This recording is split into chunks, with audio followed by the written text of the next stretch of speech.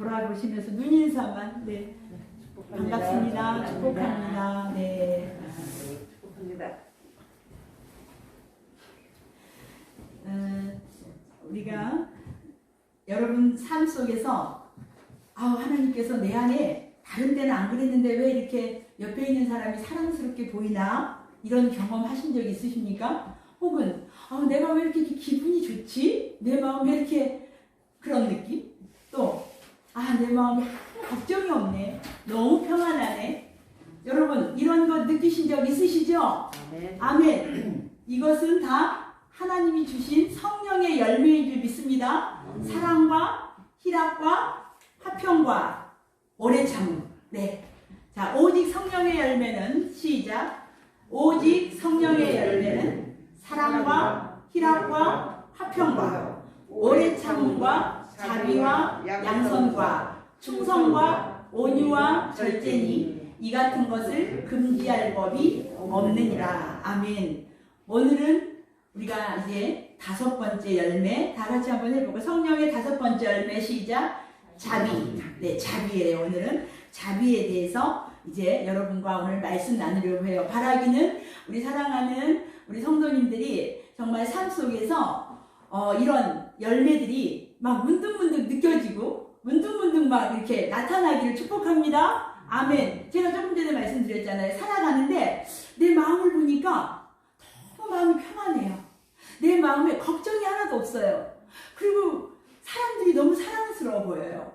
이 모든 것들이 뭐라고요? 성령의 열매. 오늘은 여러분들에게 자비의 열매가 있기를 축복합니다. 지난주에 우리가 오래 참음에 대한 말씀을 나눴어요.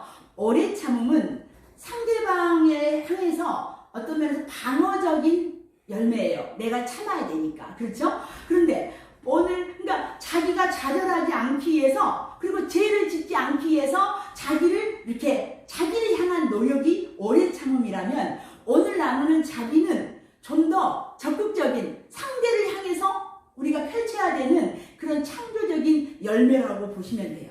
그래서 이제 제가 그 자비의 예를 하나 들어보겠어요. 자, 프랑스의 황제 나폴레옹이 이렇게 길을 가고 있어요. 물론 아주 멋진 말을 타고 갔겠죠. 그런데 거기에서 막 달려와서 한 소녀가 무릎을 꿇고 폐하, 제 아버지를 용서해 주소서 막 이렇게 울면서 얘기를 했어요. 그러니까 이 나폴레옹이 길을 가다가 무슨 사연이 있느냐라고 물었어요. 그랬더니 그 소녀가 저희 아버지가 사형 선고를 받았습니다. 이렇게 대답을 했어요. 그랬더니 이 나폴레옹이 뭐라고 했냐면 법을 어겼으니 어쩔 수가 없구나 이렇게 말했어요. 그러자 소녀가 너무 뛰면서 얘기를 했어요. 잘 알고 있습니다, 폐하. 그러나 저는 정의를 구하는 것이 아니라 자비를 탄원하는 것입니다. 이렇게 얘기를 했어요. 그래서 너무나 그 소녀가 간절하게 얘기를 하니까 아무 말 않고 침묵을 지키고 있던 그 나폴레옹이 얘기를 해요. 그래, 네 말에 내가 너희 아버지를 용서하니 돌아가라. 이렇게. 여러분, 법을 지키는 것은 정의이고 그 다음에 그럼에도 불구하고 배려해 주는 것이 뭐라고요? 자비. 네. 오늘 설교 다 됐네요. 그죠? 네. 오늘 그럼에도 우리가 이제 자비에 대한 설교를 좀 하려고 합니다. 여러분, 자비라는 말을 들으면 보통 불교 용어라고 생각을 하는 사람들이 많이 있어요. 왜냐하면 불교에서 대자대비 이렇게 말해요. 큰 자비라는 뜻이죠. 그래서 부처를 이야기할 때 자비의 부처님이라고 이렇게 말을 많이 사용합니다. 여러분, 그렇다고 해서 우리 기독교가 자비라는 단어를 사용하지 않는 것은 아닙니다. 성경에는 자비라는 단어가 여러분 35번이나 나와요. 그러니까 정말 성경에 자비라는 말이 있다는 거예요. 우리가 하나 몇 가지만 좀 보려고 해요. 창세기 19장 16절의 말씀이에요. 한번 같이 읽을까요? 시작. 여호와께서 그에게 자비를 더하심이었더라. 네. 그 다음 출애굽기 22장 27절에도 있어요. 시작. 그가 내게 부르짖으면 내가 들으리니 나는 자비로운 자이니라. 신명기 4장 31절입니다. 내 하나님 여호와는 자비하신 하나님이라. 하나만 더 보게요. 출애굽기 34장 6절입니다. 시작. 여호와께서 그의 앞으로 지나시며 선포하되 여호와라 여호와라 자비롭고 은혜롭고 노하기를 더디하고 인자와 진실이 많은 하나님이라. 아멘. 여러분, 우리는 여기서 한 가지 이제 알 수 있는 것은 뭐예요? 하나님은 어떤 분이라고요? 자비하신 하나님이라는 것을 우리는 알 수 있어요. 그래서 오늘 설교의 첫 번째 챕터를 제가 이렇게 잡아봤어요. 같이 읽습니다. 시작. 하나님은 자비하십니다. 아멘. 네, 하나님은 자비하십니다. 여러분, 이제 아까 저는 이제 예를 들어서 자비에 대한 설명을 드렸어요. 이번에는 한문으로, 저는 한문 잘 몰라요. 제가 다 이거 찾아서 나누는 거예요. 이 자자가 사랑 자자네요. 그 다음에 비자는 슬플 비자예요. 그럼 뭐예요? 크게 사랑하고 가볍게 여기는 건데, 사랑하는 마음하고 불쌍히 여기는 마음, 이게 자비라는 거죠. 이 두 가지가 합해져 있다는 거예요. 그래서 우리는 이 자비라는 그 이야기가 조금 이렇게 익숙하진 않아요. 그래서 제가 이렇게 여러 가지 이렇게 보면서 이 자비라는 말하고 좀 비슷한 말이 뭘까? 뭐라고 나와 있어요? 제가 여기다 기록했죠? 너그럽다. 너그럽다.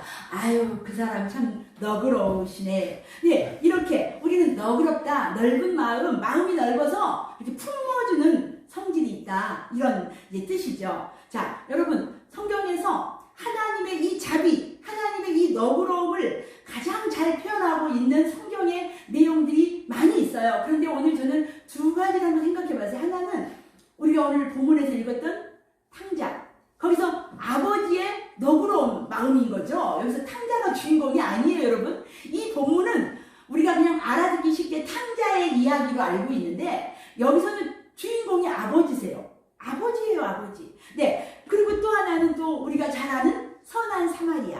그 두 가지를 제가 이렇게 생각을 했어요. 여러분, 오늘 저는 이제 탕자의 그 아버지의 이야기를 좀 나누려고 합니다. 자, 그 내용 여러분 너무 잘 아시죠? 거기서 재산 달라고 한 아들이 첫째였어요? 둘째였어요? 둘째. 네. 둘째 아들이 집을 나가겠다고 재산을 분할해갖고 내 몫을 달라고 하는 거예요. 저희 이제 제가 이제 여러분 이해를 돕기 위해서 저희 개인적인 이야기에서 죄송해요. 저희 어머님이 지금 친정엄마가 현재 92세예요, 연세가. 그런데 한 5년 전에 저희 엄마가 이렇게 금가락지를 끼고 있었어요. 근데 저희 언니가 아무 생각 없이 엄마, 이 다음에 엄마 돌아가시면 이 반지 누구 줄 거예요?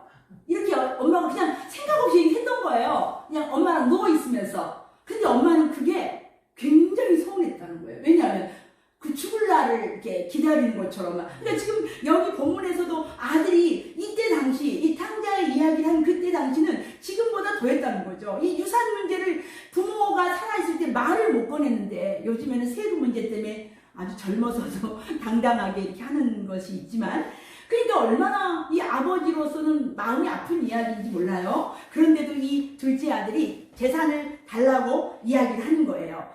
아무튼 나가겠다고, 여기서 못 살겠다고. 그러니까 여러분, 내 몫을 빨리 내놓으라고 아버지가 처음부터 오냐 알았다 그랬을까요? 아마 모르긴 몰라도 이 아버지가 말리고 말렸을 거예요. 그죠?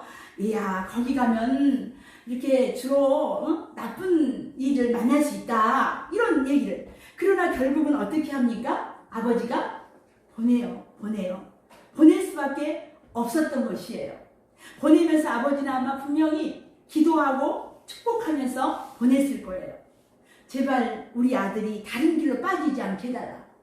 제발 하나님 우리 아들이 좋은 친구 좀 만나게 해달라. 아버지는 아마 진지하게 아마 기도했을 거예요.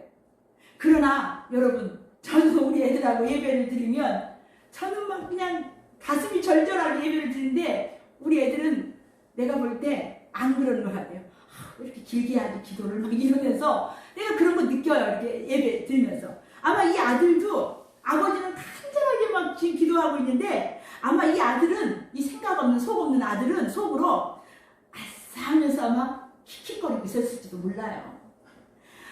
그러나 이 탕자의 아버지는 아들을 위해서 힘을 다해서 기도하고 축복을 하고, 하지만 알았을 거예요. 이 아들이 분명히 재산 가지고 나가면 다 살인하고 말 것을. 이 녀석이 재산을 짊어지고 가도 어떻게 될 걸 뻔히 아는데 그러면서도 부모는 어때요? 속아주는 거예요. 속아주는 거예요. 여러분, 하나님의 사랑은 우리에게 속아주는 사랑인 줄 믿습니다. 여러분, 우리가 이 길을 일컬어서 다른 말로 하나님의 너그러운 사랑이라고 우리가 표현할 수도 있습니다. 하지만 그 아들은 아버지에게 돈을 요구할 때 분명히 아마 이렇게 얘기했을 거예요. 아버지, 걱정하지 마세요. 제가요, 이래봬도요, 사업수단도 있고요. 아마 아버지 내가 이 재산 내가 몇 배로 내가 불려가지고 돌려드리겠다. 우리는 때로 우리 기도가 이 탕자처럼 말이에요. 떵떵거리고 아버지 앞에 하나님, 내가요, 하나님 이렇게 해주시면 이렇게 살게요. 이러면서 하나님 앞에 예배하는 이 순간은 하나님 나라를 위해서 내가 좀 헌신해 볼게요. 이런 마음이 고백하는 적도 있으실 거예요. 하나님 앞에서 예배할 때만 해도 우리는 하나님의 나라를 위해서 헌신할 것 같아요. 하나님 앞에 기도할 때만 해도 우리는 믿음이 좋은 그런 믿음의 용사가 되어 있어요. 그런데 우리가 아버지 앞에 그렇게 온갖 미사여구를 사용해서 하나님의 마음을 얻기 위해서 우리가 이렇게 하지만 우리가 저 문 열고 세상에 밖으로 나가면 어떻습니까? 내가 언제 그랬지? 귀엽지 않나요? 그냥 또 사는 거예요. 우리 아버지는 그런 우리들을 속아주시는 그런 사랑으로 오늘도 아마 보셨다고 믿습니다. 그런데 탕자를 향한 그 아버지의 그 너그러운 사랑이 여러분 언제 완성이 된지 아십니까? 속아주신 그 아버지를 떠났던 아들이 그 처참한 모습으로 되돌아왔음에도 그 아버지는 매를 들지 않았다는 거예요. 그리고 아들의 권위를 인정해 주는 걸로 뭐 했어요? 손에 가락지를 끼워줬어요. 내 아들이라고. 그리고 또 어때요? 이렇게 막 짐승을 잡아서 잔치를 벌였다는 거예요. 이게 바로 하나님의 너그러우신 사랑의 완성의 경지라는 거예요. 그동안 무슨 짓을 하며 살았냐? 이렇게 따져 묻지도 않았어요. 그 모습 그대로 받아주시는 거예요. 오늘 우리 한 집사님이 오랜만에 교회 오시면서 부끄럽다는 얘기를 하셨어요. 그게 무슨 말이에요? 저는 너무 반가웠어요. 그래서 제가 그랬어요. 우리 하나님은 더 반가우실 거라고. 그런 하나님이세요. 탕자의 아버지는 낮이나 밤이나 자식 잘 되라고 눈물로 울부짖고 있는데 자식은 그 시간에 뭐 하고 있었어요? 흥청망청하고 있는 모습을 여러분 생각해 보시기 바랍니다. 그렇다면 아버지를 떠난 탕자는 누구의 모습입니까? 바로 저와 여러분의 모습입니다. 그럼에도 하나님께서는 구약의 많은 성도들이 하나님 앞에 불순종하고 그렇게 살았지만 그 백성들을 내치지 않으셨던 하나님이세요. 그리고 돌아온 탕자를 내치지 않으셨다는 사실이에요. 그리고 중요한 건 돌아온 여기에 계신 한 분 한 분들을 우리 하나님이 절대로 내치지 않으셨다는 사실입니다. 다시 끌어안으십니다. 잘했다. 할렐루야. 바로 이게 하나님의 자비의 은혜인 줄 믿습니다. 바로 이런 은혜가 바로 이 시간에 이곳에 머물고 있는 줄 믿습니다. 아멘. 여러분 또 한 사람 보려고 합니다. 베드로를 여러분 생각해 보겠습니다. 그 수제자가 그 겟세마네 동산에서 그래도 양심이 있으니까 예수님이 어떻게 되나 보려고 그 관정에까지 왔어요. 그런데 거기서 3번씩이나 마지막에는 저주하면서 나 그 사람 절대 모른다고 막 이렇게 했던 것입니다. 이게 어찌 용서될 일입니까? 주님의 그 너그러움이 아니었다면 아마 베드로는 실족하고 말았을 것입니다. 또 여러분 사도 바울을 생각해 봤습니다. 최초의 순교자 그 스데반 집사를 돌을 들어서 사람을 죽였습니다. 사람의 생각으로는 이게 어디 용서받을 수 있는 일입니까? 하나님의 그 자비의 사랑, 그 너그러움이 아니었다면 그런 인간이 어찌 사도가 될 꿈이라도 꿀 수가 있단 말입니까? 크고 놀라우신 하나님의 그 너그러움이 아니시고는 답을 찾을 수가 없는 일들이었습니다. 이런 이야기는 성경 속에 수도 없이 많이 등장을 합니다. 여러분 여기에 계신 한 분 한 분들도 마찬가지라고 믿습니다. 하나님의 너그러우심이 아니었다면 이 자리에 이렇게 편히 앉아서 예배드리고 있을 사람이 과연 몇이나 될까요? 하나님의 너그러우심이 우리 한 분 한 분들을 살리신 줄 믿습니다. 아멘. 네, 이제 두 번째 제목 보려고 합니다. 자, 같이 한번 보겠습니다. 시작. 자비는 생명의 힘이라는 구원입니다. 네, 두 번째 챕터는 구약의 말씀, 우리가 아까 사무엘하 9장 7절에서 8절 말씀을 봤어요. 여러분, 구약에서 이 자비라는 이 말, 우리가 아까 출애굽기나 신명기에서 자비라는 말을 봤어요. 그 자비라는 그 히브리어의 원뜻은 라함 이런 단어를 쓰는데, 이 말의 그 어머니의 어머니의 자궁이라는 그 말에서 이 자비라는 이 말이 나왔다는 것입니다. 즉, 하나님의 사랑 중에서 이 자비의 사랑은 생명을 잉태하는 근원이라고 말할 수 있다는 것입니다. 그리고 사랑의 사람으로 우리가 이제 오늘 아까 우리가 읽었던 다윗을 보려고 합니다. 여러분, 다윗은 사울 왕 때문에 고생을 참으로 많이 한 그런 사람입니다. 세월이 지나서 이제 사울이 죽고 다윗이 왕이 되었어요. 어느 날 왕이 된 다윗이 신하에게 얘기를 합니다. 여봐라, 사울 왕의 가족 중에 살아남은 자가 있느냐? 이렇게 질문을 합니다. 여러분, 이 명령은 정말 무서운 질문입니다. 왜냐하면요, 오늘날도 여러분 정권이 바뀌면 그대로 유지되는 사람들이 거의 없잖아요. 어쩌다가 이제 한둘은 있지만, 그 당시에는 왕이 새로 이렇게 왕이 되면 그 전 왕, 그러니까 사울 왕의 3대를 이렇게 죽여야 돼요. 왜냐하면 내란을 일으킬 수 있으니까. 그러니까 얼마나 두려운 말입니까? 아마 모든 사람들은 다윗 왕이 아마 복수하려는 줄 알았을 거예요. 다윗은 절친 사울의 왕 요나단의 약속을 기억했어요.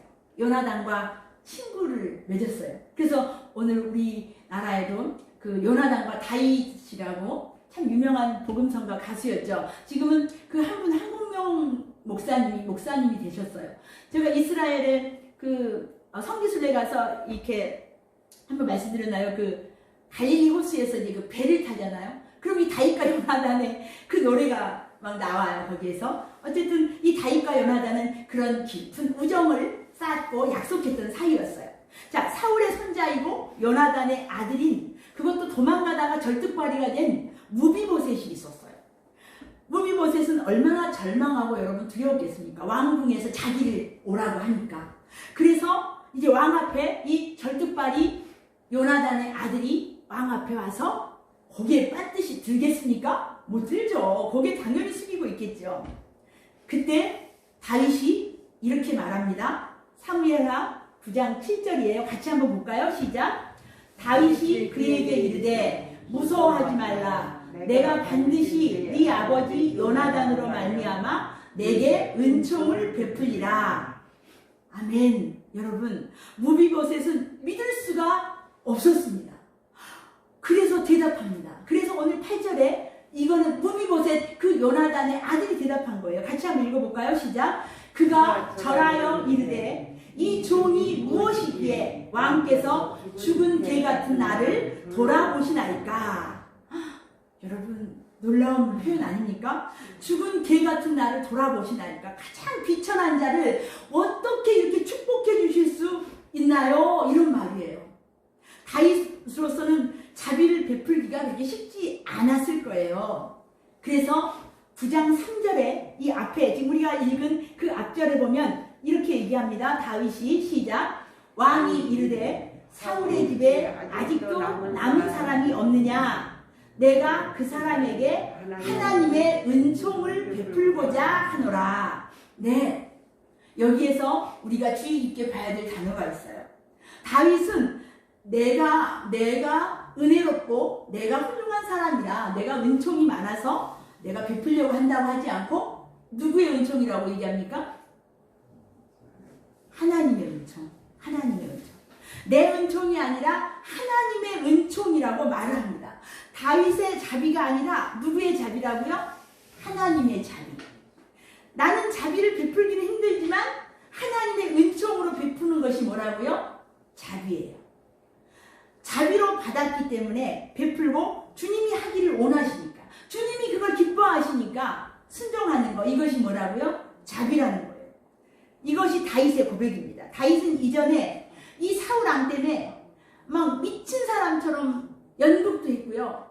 어쩌면 이 다윗의 삶이 이 미친 개 같은 그런 삶으로 산 적도 있었어요. 그런데도 이제 다윗은 하나님의 절대 은총을 베풀려고 하는 거예요.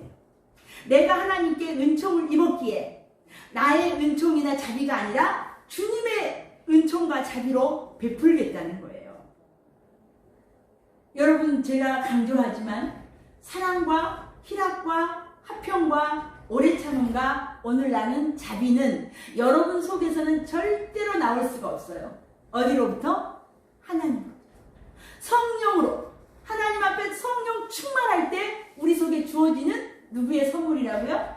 하나님의 선물이에요. 하나님의 은혜로 말미암아 우리는 죽음에서 생명을 얻은 줄 믿습니다. 하나님의 자비로 말미암아 우리 한 사람 한 사람들은 절망에서 소망을 얻었습니다. 어둠 가운데서 빛을 보았고 과거에서 미래로 나아가게 되었습니다. 자비란 바로 이런 것입니다. 자격이 되는 자에게 베푸는 것은 뭐라고요? 정의예요. 정의. 자격이 되는 사람에게 베푸는 것. 그런데 받을 자격이 없는 자에게 베푸는 게 뭐라고요? 자비. 네. 오늘 우리의 문제는 내 한숨에 갇혀가지고 남의 한숨을 듣지를 못해요. 나밖에 몰라요. 또 내 상처가 너무 커요. 남의 상처는 내 눈에 보이지도 않아요. 내 상처만 보여요. 또한 내 눈물이 마를 날이 없어서 남의 눈물을 볼 수가 없이 요즘에 사람들은 살아요. 여러분, 신명기 24장 19절에 보니까 자비에 대해서 또 이런 말씀이 있어요. 한번 같이 한번 볼까요? 시작. 네가 밭에서 곡식을 빌 때에 그 한 묻을 밭에 잊어버렸거든. 다시 가서 가져오지 말고 나그네와 고아와 가부를 위하여 남겨두라. 그리하면 내 하나님 여호와께서 네 손으로 하는 모든 일에 복을 내리시리라. 아멘. 아멘. 여러분, 하나님께서요, 이 자비는 남겨진 곡식 한 단이래요. 이렇게 살면 하나님께서 네가 하는 네 손으로 하는 모든 일에 복을 주시겠다고 약속하십니다. 아멘. 여러분, 이렇게 이 자비를 여러분 실천하심으로 하나님께 복을 받는 여러분들 되시기를 축복합니다. 하나님은 공짜가 없다고 그랬어요. 우리나라 속담에도 심은 대로 거둔다고 그랬어요. 심지도 않고 거두려고 하는 것은 뭐라고요? 도적이라고 그랬어요. 도적. 네. 객과 과부와 고아가 보여서 그 남긴 작은 곡식 한 단 때문에 하나님은 우리 손으로 하는 모든 일에 복을 주시겠다고 약속하시는 것입니다. 예수님은 마태복음 18장 7절에 이렇게 말해요. 같이 한번 읽을까요? 시작. 실족하게 하는 일이 없을 수는 없으나 실족하는 사람은 사람에게는 화가 있거다. 네, 그렇습니다. 누군가를 실족하게 한 자는 이어서 어떻게 나오냐면 연자맷돌. 여러분, 연자맷돌이 뭔지 아시죠? 그 소나 이렇게 짐승이 이렇게 밀고 가서 돌리는 게 연자맷돌이에요. 사람이 돌리는 건 사람 맷돌인데 그 연자맷돌을 목에다 달고 바다에 던지는 게 낫다고. 이렇게. 그러니까 우리가 사람을 이렇게 시험 들게 하고 우리의 말로 상처받게 하고 이런 것들은 안 된다는 거예요. 왜요? 그 사건 하나로 교회가 손가락질을 당하고 선교가 막히고 우리 모두는 예수 믿는 놈들이 되는 거예요. 우리의 그 작은 하나가. 그래서 우리는 하나님 앞에 지금 마태복음 18장 7절처럼 우리가 이제 자비의 사람이기 때문에 상대방이 이 말을 했을 때 상처받지 않을까? 한 번쯤은 우리가 생각을 해봐야 된다는 거예요. 그래서 우리가 하나님 앞에 정말 예수님께서 실족시키지 말라면서 얘기하는 거예요. 그래서 그 뒤에 이렇게 얘기합니다. 삼가 이 작은 자 중에 하나도 없인 여기지 말라. 우리가 어떤 데를 가든 간에 우두머리가 있어요. 우리는 그 우두머리에게는 우리가 깍듯이 A도 갖춰요. 그런데 거기에 아주 그 이스나마나하고 아주 밑에 그냥 하찮게 보이는 사람이 있으면 우리는 그 사람을 무시해요. 우리 사람들 속에는 그런 죄성이 있어요. 그런데 예수님은 작은 자편에, 가장 낮은 자편에 예수님이 계시기 때문에 이런 자들을 업신여기지 말라고 예수님은 말씀하시는 것입니다. 여러분, 하나님은 자비하십니다. 사랑이 가득하시고 너그러우십니다. 우리를 불쌍히 여기는 마음이 있으십니다. 그런 자비하심 때문에 오늘도 우리는 하나님 앞에 평안하게 숨을 쉬면서 이렇게 살고 있습니다. 그런데 어떤 크리스찬들은 너무나도 자비하지 못합니다. 자기 이익만 챙기려고 하고 세상 사람들, 믿지 않는 자보다도 더 못한 그런 크리스찬들도 많다는 거예요. 용서받을 수 없는 탕자의 모습이 여러분 오늘 우리들의 옛날 모습 아니었습니까? 하나님이 허락한, 여러분 제가 얼마 전에 누가복음 묵상하는데 불의한 청지기의 이야기가 있어요. 거기서 불의한 청지기가 주인의 재산을 막 허랑방탕하게 썼어요. 자기 것도 아닌데. 그런데 이제 주인이 그걸 알고, 야, 내가 너 이제 더 이상 못 쓰겠어. 그러면서 이제는 그만두라 그랬어요. 그러니까 이 불의한 청지기가 고민이 들겠어요. 내가 여기 그만두면 어떻게 살지? 빌어먹자니 부끄럽고 일을 하자니 노가다 하자니 힘도 없고 어떻게 하지 하다가 버뜩 생각을 했어요. 내가 생각을 하니까 어떤 생각이냐면 주인에게 빚진 자들을 막 불러다가 오늘날로 말하면 100만 원 빚진 자한테 야, 내가 50으로 고쳐줄 테니까 50이라고 써. 그래가지고 빚을 막 줄여주는 거예요. 왜요? 관계가 좋아지도록. 그런데 이 사건을 우리 하나님께서 칭찬하시는 거예요. 저 그 말씀을 보면서 왜 칭찬을 했을까? 그런데 여기에서 그 청지기, 여러분 우린 다 청지기예요. 하나님께서 우리에게 다 주셨어요. 그걸 가지고 나만 위해서 막 쓰는 것은 불의한 청지기예요. 이것을 누군가를 위해서 이렇게 남에게 관계를 좋게 하기 위해서 이것을 쓰는 것을 주인은 칭찬하신다는 거예요. 여기서 주인이 누구십니까? 우리 하나님이세요. 우린 청지기들이에요. 여러분이 지금 소유하고 있는 그 모든 것들은 주인의 것입니다. 아멘. 우리가 오늘 그런 청지기들이에요. 이제 하나님 앞에 정말 무비보셋처럼 우리는 개처럼 죽어서 마땅한 죄인이었습니다. 그러나 자비하시고 너그러운 주님의 사랑과 은혜로 우리가 다 용서받은 줄 믿습니다. 부디 바라기는 이런 하나님의 성품을 닮아서 우리도 이제는 자비롭고 너그러워져야 합니다. 그럴 때 하나님의 나라는 세워지는 것이고 주의 백성들이 우리들의 그런 자비로움 때문에 늘어나는 것입니다. 자비하고 너그러우신 그 주님의 성품을 닮아서 정말 주의 백성들로 살아가시기를 주님의 이름으로 간절히 축원드립니다. 기도하겠습니다. 할렐루야. 주님 감사합니다. 매주 주님의 귀한 성품 성령의 9가지 열매를 맛보게 하셔서 감사합니다. 우리 사랑하는 성도들이 맛만 보고 여기서 끝나지 않게 하시고 삶에서 하나님 성령님 의지하여 하나님의 그 선물 성령의 열매로 살아가게 하여 주시옵소서. 그래서 우리 행함교회 성도들의 그 자비로우신 성품으로 말미암아 우리 교회가 더 좋은 교회로 더 하나님 소문나서 더 많은 하나님의 나라가 확장되는 역사가 있게 하여 주시옵소서. 감사하고 존귀하신 예수님의 이름으로 기도하옵나이다. 아멘. 아멘. 우리 찬송 드리겠습니다.